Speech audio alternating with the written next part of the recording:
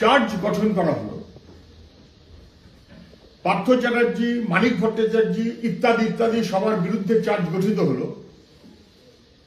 সেখানে lips and বাউন্সের নাম থাকলো বটে, কিন্তু লিপস অ্যান্ড বাউন্স মানে একটা কোম্পানি, একটা কাঠের চেয়ার টেবিল তো না।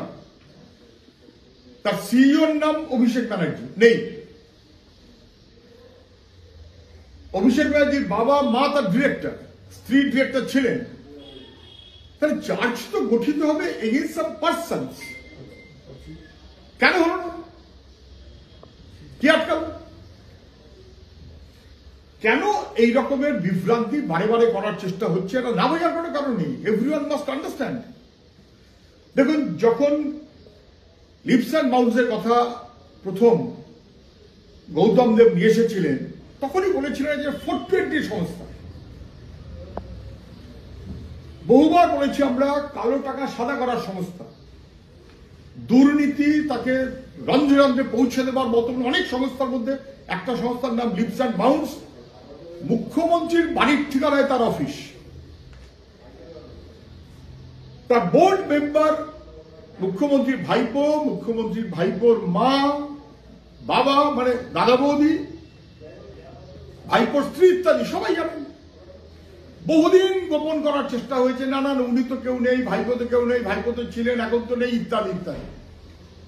বহু নেতারা পর্যন্ত, সরকারের নেতারা তর্ক বিতর্ক পর্যন্ত করেছেন।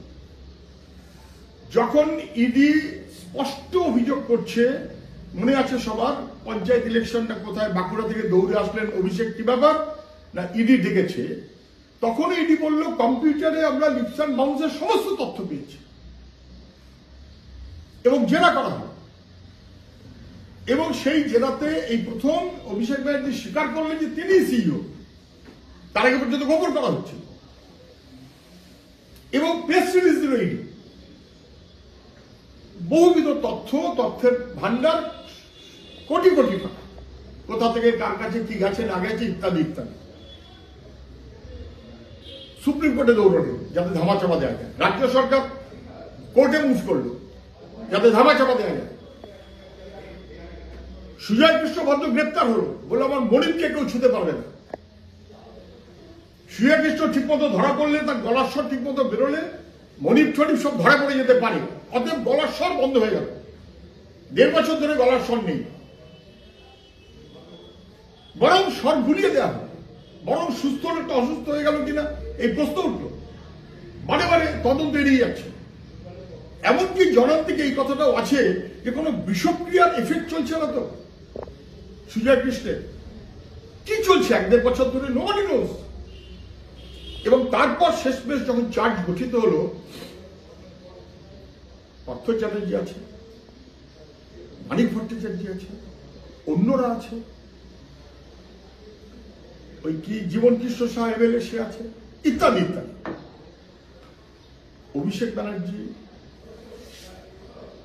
কি, অমিত ব্যানার্জি না লতা ব্যানার্জি কি কোথায় বাবা মা ইত্যাদি হবেন, তারা কেউ নেই। সিইও বিং অভিষেক ব্যানার্জি, স্পষ্ট স্বীকারোক্তি। কি করছে দিল্লি, কি করছে দিল্লি?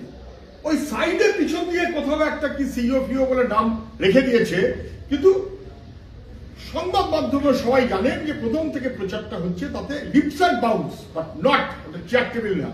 তার যারা পরিচালক তাদের নামটা কি এড়িয়ে যাওয়া হলো স্বেচ্ছায়, যাতে ধরা না পড়ে, যাতে ধামাচাপা দেওয়া যায়।